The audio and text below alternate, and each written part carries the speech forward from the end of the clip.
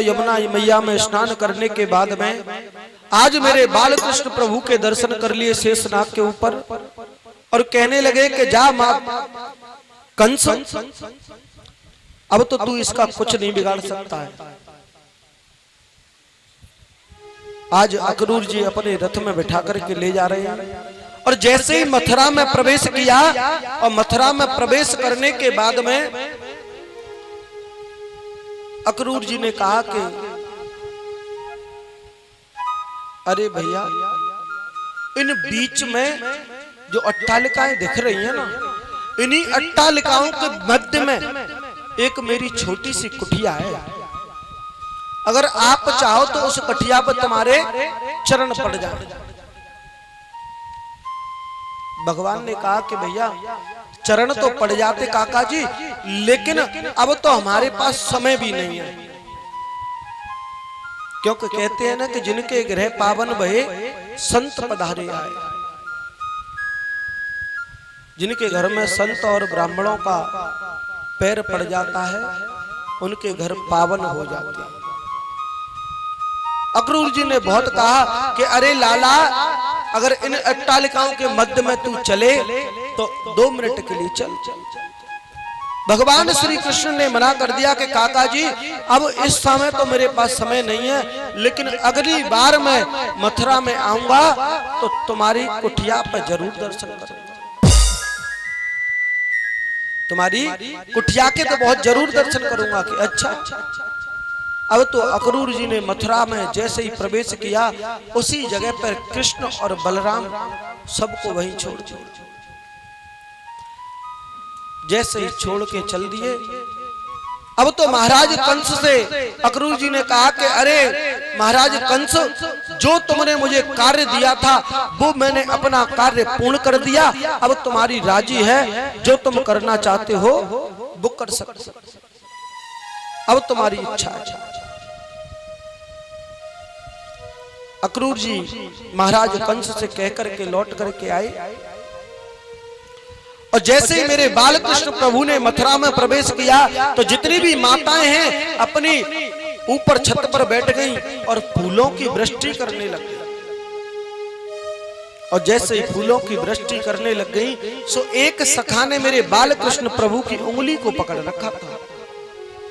अब जैसे ही एक सखा ने बाल कृष्ण प्रभु की उंगली को पकड़ रखा था और उंगली को पकड़ करके जैसे ही चल रहा था ना, तो उस सखा ने कहा अरे भाई लाला, एक बात बता, हमने अभी तो मथुरा में ही प्रवेश करो है और जब हम मामा कंस के दरबार में जाएंगे तो पता नहीं जाने कितना स्वागत होगा हमारा।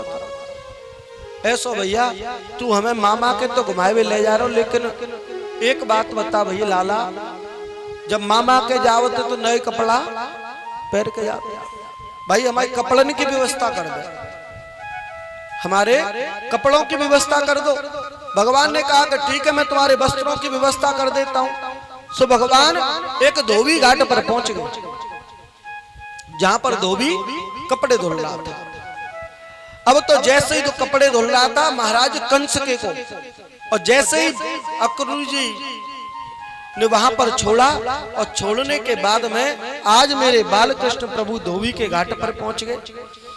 धोबी से जाकर के राम राम की, अरे मामा राम राम, हम मामा कंस के भांजे हैं और हम मामा कंस से मिलने के लिए जा रहे हैं, इसीलिए तुम हमारे इन सकन के वस्त्रन की व्यवस्था कर दो, हमारे इन वस्त्रों की व्यवस्था कर दो।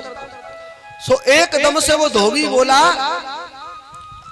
अरे बेजर की रोटी खावे वारे हो, अरे बेजर की रोटी खावे वारे हो, तुम महाराज कंस के कपड़े न पहनोगे का?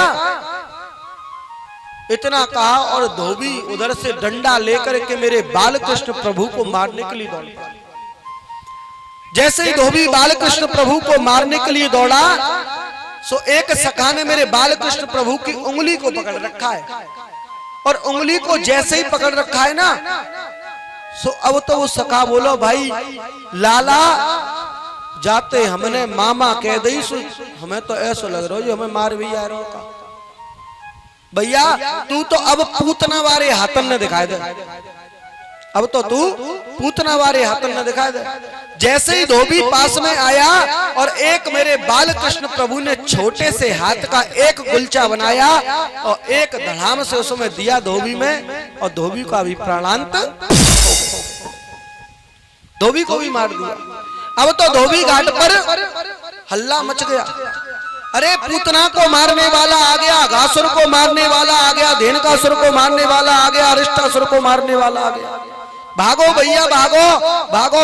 जितने धोबी हतकाए सुबह धोबी घाट पे थे सबरे भाजू। अब कहा रहे हो वहां पे, क्या रहे हो? कपड़े। अब जैसे ही कपड़ा रहे तो भगवान ने कहा भाई सखाओ तुम ले महाराज कंस के कपड़ा पहनो। सो नैने नैने से तो सखा सबरे, और भगवान ने कह दिया कि भैया कपड़ा पहन लो, और महाराज कंस को शरीर तगड़ो। अब सो बाल कृष्ण प्रभु ने सबसे कह दिया, सब ग्वाल वाल सज गए, सज करके चल दिए। सो एक पीछे ते बोला, अरे भैया लाला देखिए तो सही हम कैसे लगे मेघनू से, हम कैसे लग रहे मेघनू से। देख भैया महाराज कंस के मामा कंस के तेने कपड़ा पहरा दे, आधे कपड़ा ने तो शरीर ढकलो और आधो कपड़ा सड़क पे पोंछा लगावत चलो जा रहा। भगवान ने कही चलो जाऊ की व्यवस्था कर देंगे। भगवान ने जैसे ही कहा और व्यवस्था करने की, सो एक दर्जी के घर पर पहुंच गए। दर्जी जो है पेट की खातिर महाराज कंस की नौकरी करता था। महाराज कंस की नौकरी करता, और जब वो कंस की नौकरी करता था केवल उसी के यहाँ पर महाराज कंस के यहाँ पर वस्त्रों को सिला करता था। अब जैसे ही उस दर्जी के घर पर पहुंचे और दर्जी के घर पर जाकर के मेरे बाल कृष्ण प्रभु ने एक गुलचा दिखाया। गुलचा, गुलचा जानते हैं काय कहते हैं?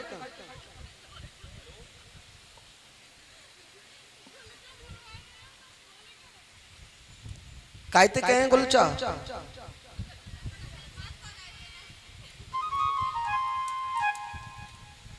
हाँ, एक ही में 32 टूट जाए सही है। अब तो मेरे बाल कृष्ण प्रभु ने एक गुलचा बनाया और उस दर्जी को दिखाया। दर्जी हाथ जोड़ करके खड़ा हो गया, प्रभु मुझे क्षमा करना, मैं तो केवल पेट की खातिर महाराज कंस की नौकरी कर रहा हूं, लेकिन भक्त तो मैं तुम्हारा ही हूं, भक्त तो मैं तुम्हारा हूं। अच्छा तुम भक्त हो कोई बात नहीं है, तुम ऐसा करो जी हमारे नन्हे नन्हे सखाएं इनके वस्त्र इनकी बिल्कुल फिटिंग कर दो। तो उस दर्जी ने सारे कपड़े बिल्कुल फिटिंग में कर दिए और जितने भी सखा थे सब ने पहन लिए। अब सब ने पहन लिए।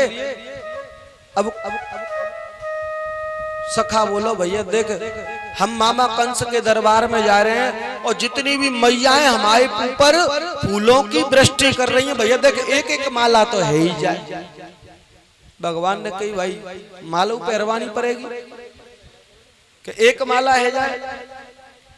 सो सखन ने लेके चल दिए।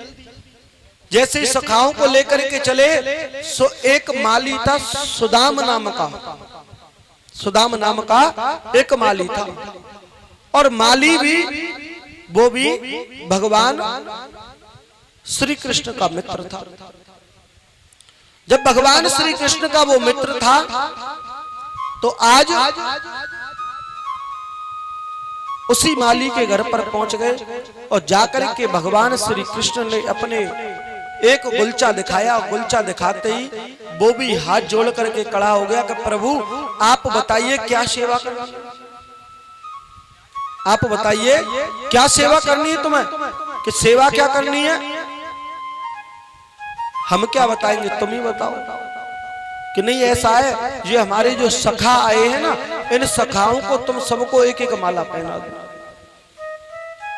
तो उसने सखाओं को माला पहना दी।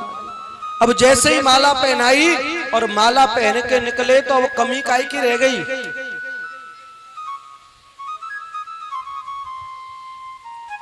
काई की कमी रह गई।